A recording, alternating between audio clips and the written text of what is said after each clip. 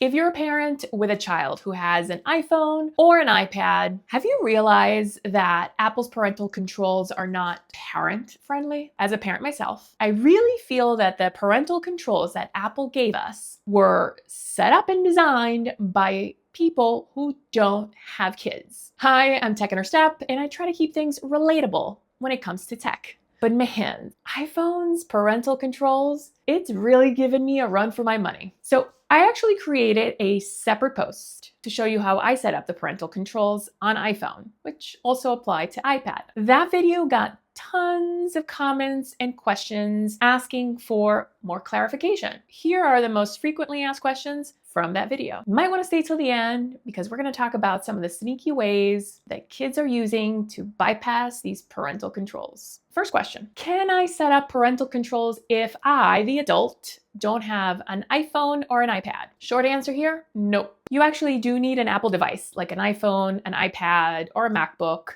to set up the parental controls for your child. Or you may want to go with a third-party app. Sometimes that's easier. Next question here. How do I set up parental controls if my child's already started using their phone? First things first, you're going to want to make sure that you set up a family sharing group. This is going to be done through your device, not your child's device. Once you have that family sharing group, you want to invite the child to be part of that group. Make sure that your kid's account is actually a child's account. Here's another one. After setting this up, it's now asking me for a password when I go add a new contact or try to text someone new. Parents get confused between the child's screen time settings and their own screen time settings. So when setting the parental controls, make sure that you are not restricting yourself by changing your own screen time settings, which happen to be under settings. Scroll down. You don't want to restrict any of those settings there. Can I copy these settings to a second child's device? Short answer there, no, you can't copy it. What I can suggest is take screenshots or a video of all the settings from your first child and mirror those on your second child's device. Can it notify me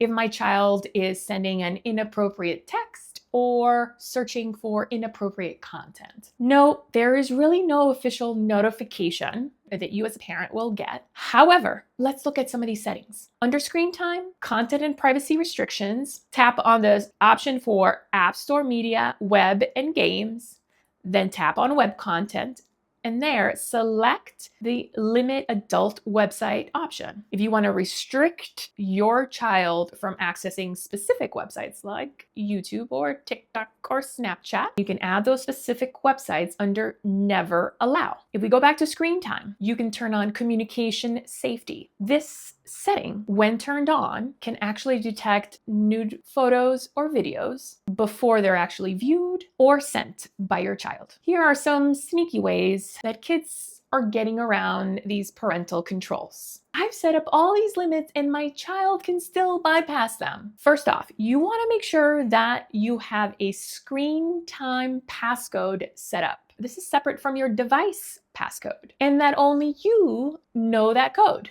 Additionally, and at the bottom of downtime, you should see the option that says block at downtime. Make sure that's toggled on. Once downtime hits, that's it, they're cut off. Here's a big one, Safari, and the access to just a regular browser. You can actually shut off access to Safari by going to Screen Time, Content and Privacy Restrictions, Allowed Apps and Features, Toggle Off Safari. This will remove it from the home screen. But note, it's not going to remove it from the iPhone itself. So we want to do something else. Under screen time, go to Content and Privacy Restrictions, App Store, Media, Web and Games, Web Content, and tap Only Approved Websites. Now, kids are circumventing some of these Safari controls by getting on weather apps, through links in messages, or even through links in email. Restricting the setting to approved websites should limit that access. Here's another tip.